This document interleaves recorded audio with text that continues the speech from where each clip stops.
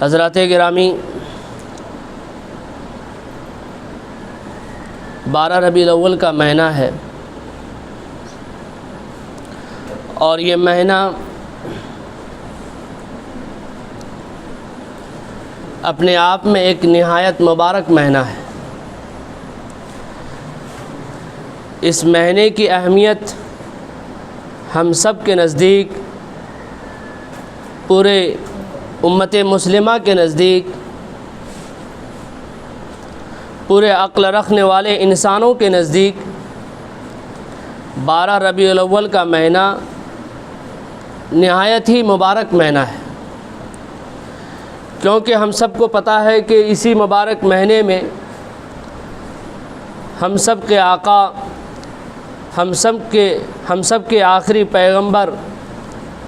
جناب محمد رسول اللہ صلی اللہ علیہ وسلم کی ذات گرامی اس مبارک مہینے کے اندر، اس دنیا کے اندر تشریف لاتی ہے۔ حضرات گرامی، لیکن افسوس کا مقام یہ ہے کہ اس مبارک مہینے میں اس امت مسلمہ کو جن چیزوں پر غور کرنا چاہیے، جن چیزوں پر فکر کرنا چاہیے کہ جناب محمد رسول اللہ صلی اللہ علیہ وسلم جس مقصد کے لیے اس دنیا میں بھیجے گئے، جس مقصد کے لیے اس دنیا میں تشریف لائے اور جو میسیج دیا، جو پیغام بھیجا اور جو پیغام ہم تک پہنچا ہے، کیا وہ پیغام، وہ میسیج، وہ اللہ کے نبی کی تعلیمات، جن تعلیمات کو ہمارے نزدیک، ہم سب کے نزدیک پہنچایا گیا، بڑے دقت اور بڑی مصیبتوں کا سامنا کرنے کے بعد وہ پیغام، وہ تعلیمات ہم تک پہنچا ہے، کیا وہ تعلیمات پر ہم عمل پیرا ہیں یا نہیں ہیں؟ ان پیغام پر ہم عمل کرتے ہیں یا نہیں کرتے؟ ان کی تعلیمات ہماری زندگی میں ہے یا نہیں ہے؟ ان کے احکامات ہمارے نزدیک میں، ہمارے زندگی میں ہے یا نہیں ہے؟ ان ساری چیزوں پر غور و فکر کرنے کی ضرورت تھی، لیکن آج کا امت مسلمہ 12 ربیع الاول کا مہینہ آتا ہے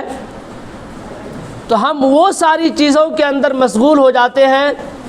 اور وہ سارے کام کرنے پر تیار ہو جاتے ہیں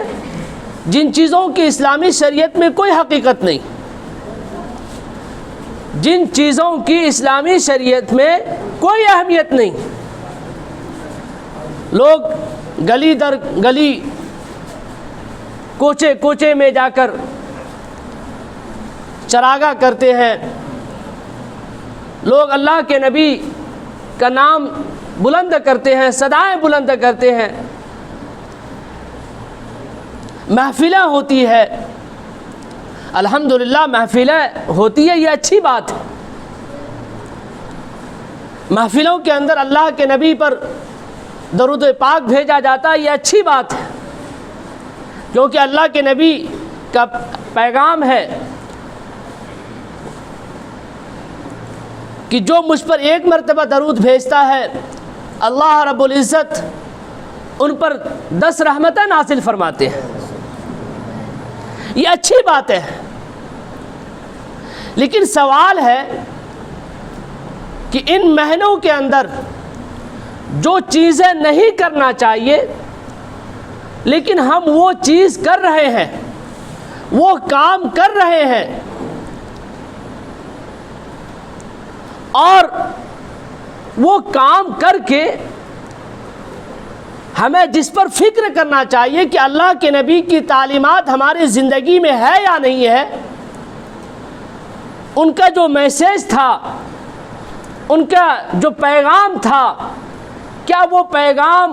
وہ سنت نبوی ہماری زندگی میں ہے یا نہیں ہے، اس پر غور و فکر کرنے کی ضرورت تھی کہ 12 ربیع الاول کا مہینہ آیا، یہ وہ مہینہ ہے کہ جب دنیا کے اندر لوگ جو ہے وحشیانہ زندگی گزار رہے تھے، لوگوں کو اپنی اہمیت سمجھ میں نہیں آئی تھی کہ ہمیں کیا کرنا چاہیے، ہمارے آنے کا مقصد کیا ہے، عورتوں کا مقام کیا ہے، بیٹیوں کا مقام کیا ہے، ہماری ماں اور بہنوں کی عزتیں کیا ہے، یہ ساری چیزوں سے لوگ ناواقف تھے، لوگوں کو اس کے بارے میں معلوم نہیں تھا۔ پھر اللہ کے نبی نے وہ ساری تعلیمات کو بیان کیا کہ ہمارے نزدیک عورتوں کا بھی مقام ہے، ہمارے نزدیک ایک دوسرے بھائیوں کا بھی مقام ہے، ہم ان کے ساتھ اچھا برتاؤ کریں، ہمارے اخلاق اچھے ہونے چاہیے، ہمارے ویوہار اچھے ہونے چاہیے، ہمارا کیریکٹر اچھا ہونا چاہیے، ہماری باتوں میں نرمی ہونی چاہیے، تکبر نہیں ہونی چاہیے، اہنکاری نہیں ہونی چاہیے، گھمنڈ نہیں ہونا چاہیے، اور ایک اللہ کی عبادت کرو، اللہ کی عبادت کرو گے اس دنیا کے اندر بھی کامیاب ہو جاؤ گے اور آخرت میں بھی کامیاب ہو جاؤ گے، اور میری سنت پر، میری باتوں پر عمل کرو تاکہ اللہ تمہیں اس دنیا کے اندر بھی کامیاب کرے گا اور آخرت کے اندر بھی کامیاب کرے گا۔ لیکن حضرات گرامی، 12 ربیع الاول کا مہینہ جب آتا ہے تو لوگ وہ ساری چیزوں پر اپنے آپ کو کھپا دیتے ہیں، وہ ساری چیزوں کو کرنے میں اپنا قیمتی وقت برباد کر دیتے ہیں جن کی کوئی حقیقت نہیں اسلامی شریعت میں۔ تو یہ غور و فکر کرنے کا مقام ہے کہ یہ جو ساری چیزیں میں کر رہا ہوں،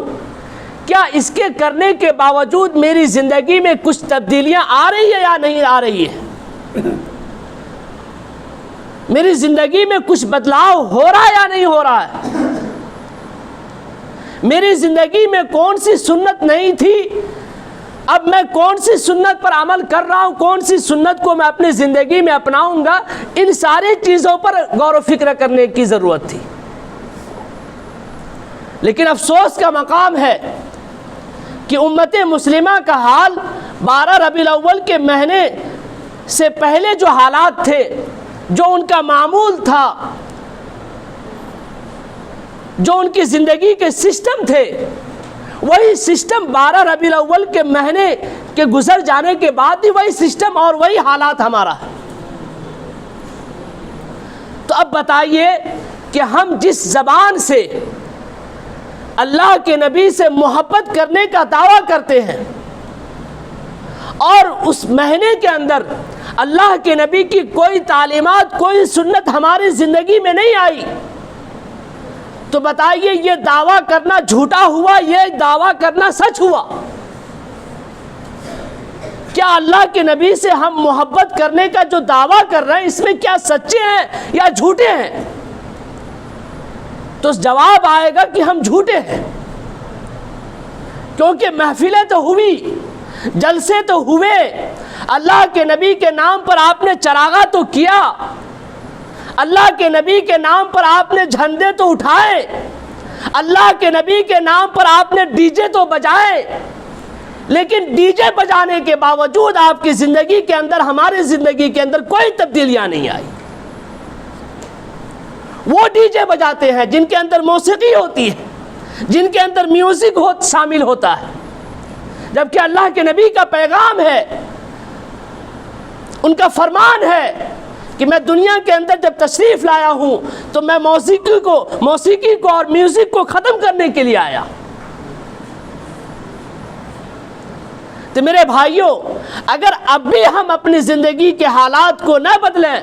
اپنے معمولات کو، اپنی زندگی کے سسٹم کو، ہمارا جو ہیبٹ ہے اس کو اگر ہم چینج نہیں کرتے ہیں تو یہ افسوس کا مقام ہے، اور ہم سچے نہیں ہو سکتے، پھر ہم تو جھوٹے ہی ہیں۔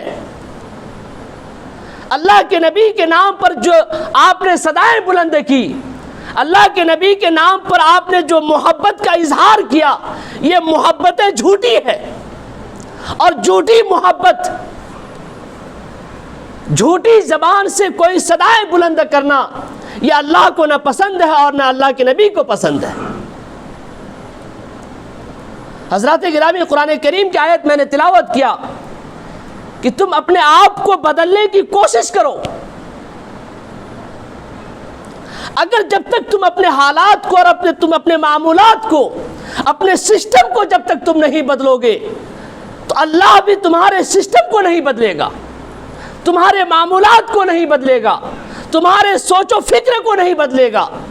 ان اللہ لا یغیر ما بقوم حتی یغیر ما بانفسہم، کہ جب تک تم اپنے آپ کو بدلنے کے لیے غور و فکر نہ کرو، کوشش نہ کرو، تب تک اللہ تمہارے حالات کو نہیں بدلیں گے، تب تک اللہ تمہارے معاملات کو نہیں بدلیں گے۔ اور اگر ہم اپنے حالات کو نہیں بدلتے ہیں تو یاد رکھیے وہ دن دور نہیں جبکہ ہمارے ہاتھوں سے مسجدیں چلی جائیں گی، ہمارے ہاتھوں سے قرآن کریم کو چھین لیا جائے گا، ہم سے اللہ کے نبی کی سنتوں کو چھین لیا جائے گا، اور ہم کچھ نہیں کر پائیں گے، کیونکہ تاریخ کے اوراق آج بھی موجود ہے کہ اندلس کے اندر جب مسلمانوں نے اللہ کے نبی کی سنتوں کو پامال کرنا شروع کیا، جب مسلمانوں نے قرآن کریم کی بے حرمتی کرنا شروع کیا، جب مسلمانوں نے مدرسوں کے خلاف سازشیں کرنا شروع کیا، جب مسلمانوں نے مسجدوں کی بے حرمتی کرنا شروع کیا، تو اندلس کے حالات آج ایسے ہیں کہ جہاں لوگ ترستے ہیں اذان کی آواز سننے کو۔ وہ بخارا، وہ سمرقند، جہاں پر بڑے بڑے علماء کرام پیدا ہوئے اور اسلام کا کام کیا، اس دین کا کام کیا، لیکن لوگوں نے اس کی بے حرمتی کرنا شروع کر دیا، اللہ کے وہ انعام و اکرام کی بے حرمتی کرنا شروع کر دیا، اس کے احسان فراموش ہو گئے، ان انعام و اکرام کو بھلا بیٹھے۔ تو پھر آج بھی حالات آپ کے سامنے ہیں کہ وہ سمرقند، وہ بخارا، جن کی جس مسجدوں میں ہدایہ جیسی کتابیں لکھی گئی ہو، اس مسجدوں کے اندر آج دارو شراب کے اڈے بنے ہوئے ہیں۔ تو ہم کس بات پر اس طرح سے بے ہوشی کی زندگی گزار رہے ہیں کہ ہمارے ساتھ وہ حالات نہیں آئیں گے۔ اس لیے حضرات گرامی، 12 ربیع الاول کا مہینہ آتا ہے تو یہ پیغام لے کر آتا ہے کہ ہماری زندگی میں اللہ کی نبی کی کون سی سنت نہیں ہے اور کون سی سنت سے ہم دور ہیں، وہ سنتیں ہماری زندگی کے اندر آنی چاہیے۔ ہم مسجدوں سے کتنی محبت کر رہے ہیں، دین سے کتنی محبت کر رہے ہیں، اگر نہیں کر رہے تو ہمارے دل کے اندر مسجدوں کی محبت پیدا ہونی چاہیے، دین کی محبت پیدا ہونی چاہیے۔ اگر ہم ایسا نہیں کر رہے تو پھر آپ جھوٹے ہیں، ہم جھوٹے ہیں، اللہ کے نبی سے ہماری سچی محبت نہیں ہو رہی ہے، اللہ کے نبی سے ہم سچی محبت نہیں کر رہے ہیں۔ اللہ کے نبی سے لوگوں نے کہا تھا کہ اے محمد، اگر تم کو سرداری چاہیے، اگر تم کو مال و دولت چاہیے تو دنیا کی ساری مال و دولت تمہارے قدموں کے نیچے لا کر ڈال دوں گا، لیکن تم اسلام کی دعوت کو چھوڑ دو، اس دین کے پرچار کو کرنے کو چھوڑ دو۔ تو اللہ کے نبی نے کہا کہ اگر تم میرے ایک ہاتھ میں آفتاب کو لا کر ڈال دیتے ہو اور ایک ہاتھ میں اگر مہتاب کو لا کر ڈال دیتے ہو تو یاد رکھو کہ میں تب تک بھی دین کی تعلیمات کو پرچار کرنے سے باز نہیں رہوں گا،